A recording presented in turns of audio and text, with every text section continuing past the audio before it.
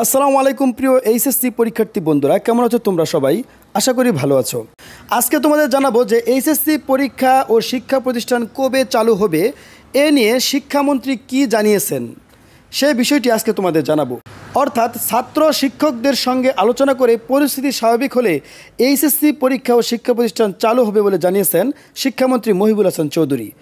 বৃহস্পতিবার 25 জুলাই তিনি এ বার্তা দেন। এর আগে বুধবার স্বরাষ্ট্র মন্ত্রণালয়ের এক বৈঠকে মন্ত্রী বলেছেন, শিক্ষার্থীদের শতভাগ নিরাপত্তা নিশ্চিত করেই শিক্ষা প্রতিষ্ঠান খোলা হবে বলে জানিয়েছেন শিক্ষামন্ত্রী মহিবুল হাসান চৌধুরী। তিনি বলেন, আমরা শিক্ষার্থীদের শতভাগ নিরাপত্তা নিশ্চিত করা ছাড়া শিক্ষা প্রতিষ্ঠান খোলার কথা এই মুহূর্তে বিবেচনা করতে পারছি না। এদিকে আগামী 1 আগস্ট পর্যন্ত এইচএসসি ও সমমানের পরীক্ষা স্থগিত করা হয়েছে।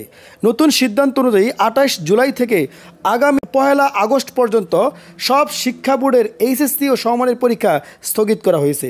উল্লেখ্য, কোটা সংস্কার আন্দোলনকে ঘিরে সংঘাত সংঘর্ষের ঘটনায় 17 জুলাই থেকে স্কুল, কলেজ, কারিগরি শিক্ষা প্রতিষ্ঠান ও বিশ্ববিদ্যালয় বন্ধ আছে। তো প্রিয় শিক্ষার্থী বন্ধুরা, এ থেকে আমরা বুঝতে পারছি যে শিক্ষামন্ত্রী ছাত্র শিক্ষকদের আলোচনা করা ছাড়া কোনো দিনই স্কুল এখনও খোলার কোনো চিন্তাভাবনা করছেন না। অর্থাৎ পরিস্থিতি আরও শিথিল হলে, পরিস্থিতি আরও মোটামুটি ভালোর দিকে আসলে এরপরেই শিক্ষামন্ত্রী যদি ভালো মনে করেন যে শিক্ষকদের এবং ছাত্রছাত্রীদের জন্য ভালো হবে শিক্ষা প্রতিষ্ঠান খোলার, তখনই মূলত শিক্ষা প্রতিষ্ঠান খুলবে। এর আগে কোনো দিন শিক্ষা প্রতিষ্ঠান খোলার চিন্তাভাবনা এখন পর্যন্ত করে নাই। কিন্তু শিক্ষামন্ত্রী এর আগেই বলেছেন যে তিনি স্বরাষ্ট্র মন্ত্রণালয়ের বৈঠকের মধ্যে তিনি বলেছেন শিক্ষার্থীদের শতভাগ নিরাপত্তা নিশ্চিত করেই শিক্ষা প্রতিষ্ঠান খোলা হবে বলে জানিয়েছেন।